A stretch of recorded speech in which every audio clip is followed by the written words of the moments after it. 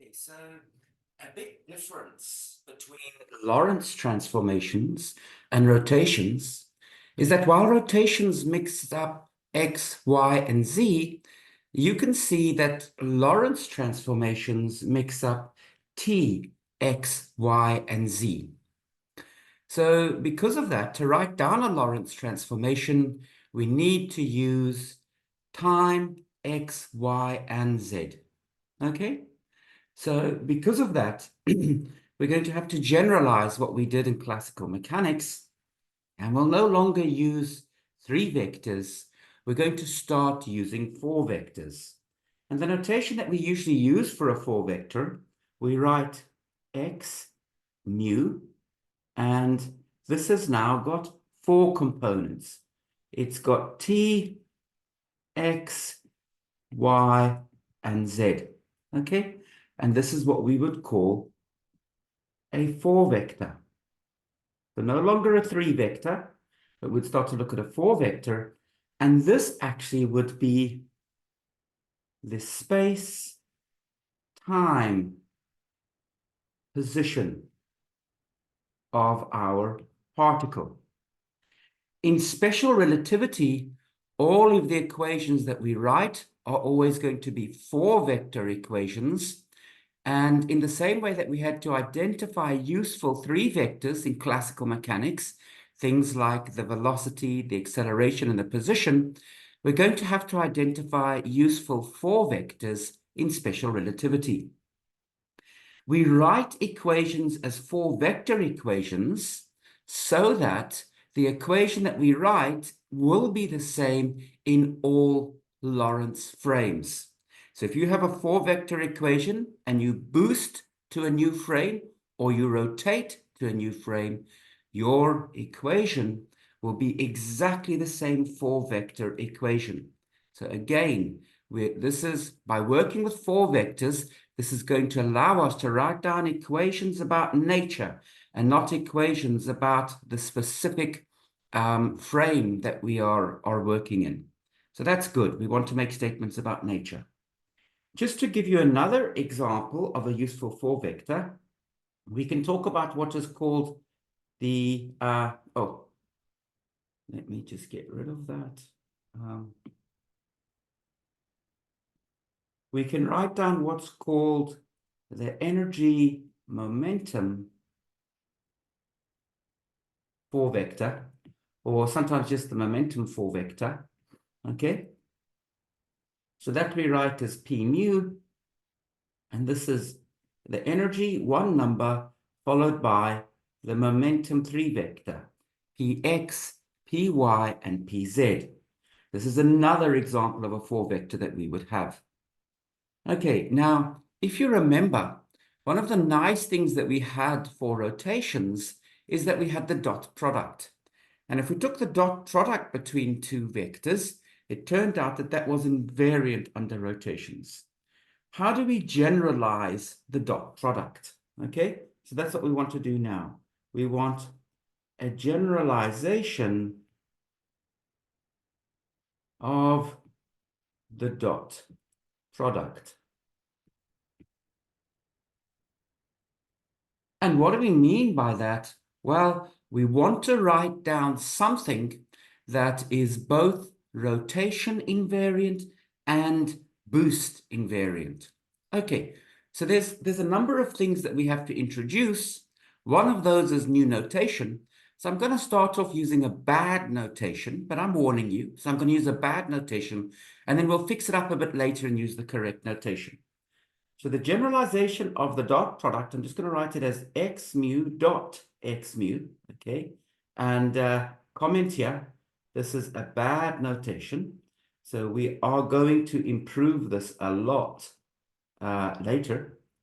But x mu dot x mu will be equal to t squared minus x squared minus y squared minus z squared. And you can also think about this as t squared minus, and then we've got x squared plus y squared plus z squared. Okay, so first of all, we want to prove that this is invariant under rotations and boosts. So let's first of all look at rotations. Well, it's obvious that doing a rotation does not change the time t.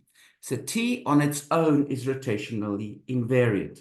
So that first term is rotationally invariant. And then the second term, well, this is just equal to x dot x. It's the distance squared of this point x, y, z from the origin, and that we know is also rotationally invariant. So this is a very promising start.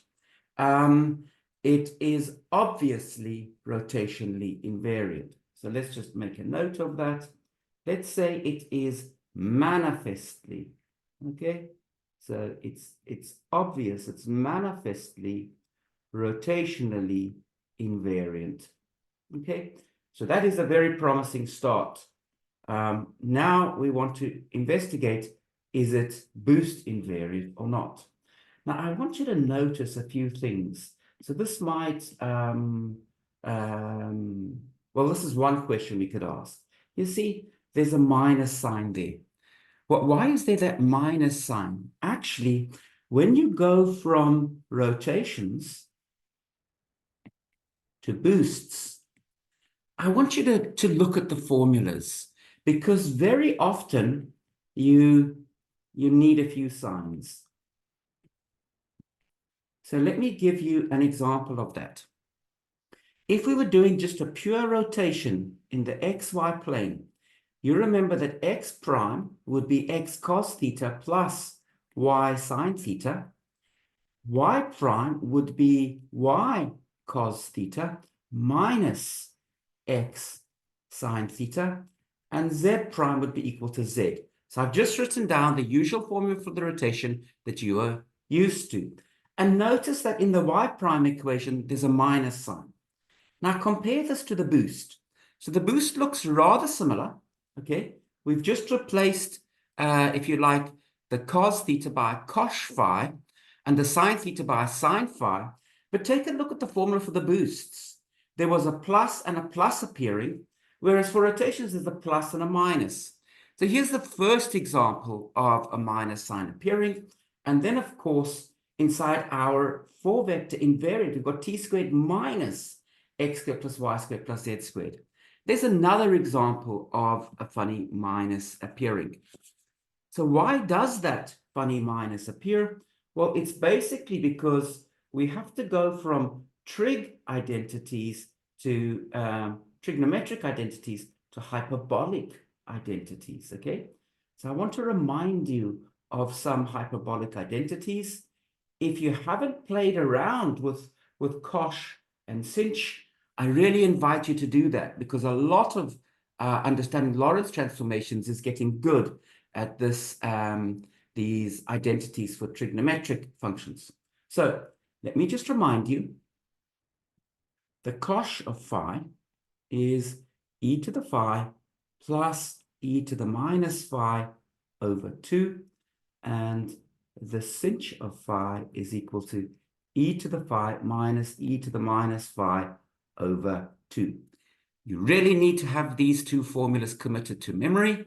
If they're not something that you have at your fingerprints, make sure to learn how to or memorize these formulas and get very familiar with them. Now, the first thing that I want you to evaluate, if you haven't evaluated this before, I want you to try now. So work out what is the cosh squared of phi minus the sinh squared of phi. Okay, let me put the squared there, sinh squared of phi. So if you've never calculated this before, please do it now. So pause the video, okay? Calculate it. Did you get an answer? If you did this correctly, the answer that you should have got is that this is equal to 1. So that's a super important formula. Make sure you understand it, make sure you can verify it, and then commit it to memory, because we'll be using that a lot. Good. Okay. Now let's check our basic claim. So our basic claim is that our 4-vector invariant is a Lorentz invariant. So let me calculate t prime squared minus x prime squared plus y prime squared plus z prime squared. Okay, let's see what that gives us. The formulas for t prime, x prime, and y prime, I'm going to use this expression over here that we have for the boost. And you see, the reason why I'm doing that is we've already verified that this new dot product is rotationally invariant. I just have to verify that it is boost invariant now. Okay, so t prime squared, this will be cos phi t plus sinh phi x, that will be squared, minus, and then we have cos phi x plus sinh phi t squared plus y squared plus z squared. So let's multiply these brackets out. So from the first one, we've got cos squared phi t squared. Then the cross term is plus 2 cos phi sinh phi xt, and we've also got plus sinh squared phi x squared. Then we've got minus cos squared phi x plus 2 cos phi sinh phi xt plus sinh squared phi t squared, and then we've got plus y squared plus z squared. Okay, let's collect these terms. First thing that you will notice is that this cross term over here, 2 cos phi sinh phi xt, cancels against 2 cos phi sinh phi xt because there's a minus up front. So those two terms cancel. Next, we're going to add the t squared in this equation over here to the t squared in this equation over here. And what do we have? Well, we've got cos squared minus sinh squared, and both multiplied by t squared. So those just give me a t squared, because cos squared minus sinh squared is equal to 1. So you can already see this extra minus sign that looked a bit weird is playing an important role. And the important role that it's playing is it's making sure that our hyperbolic trigonometric identities play a role. Then let's look at the x squared. Oh, typo, that should be squared. Now let's look at the x squared. Well, here we've got minus cos squared phi x squared plus sinh squared phi x squared. And minus cos squared plus sinh squared is minus 1. So this is minus x squared minus the y squared minus the z squared. And what you can see is this is indeed a Lorentz invariant. Okay, so we've just verified it's invariant under boosts, and we already argued that it was invariant under rotations.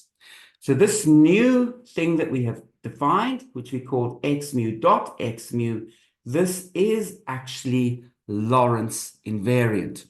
So we have the correct generalization now of the dot product.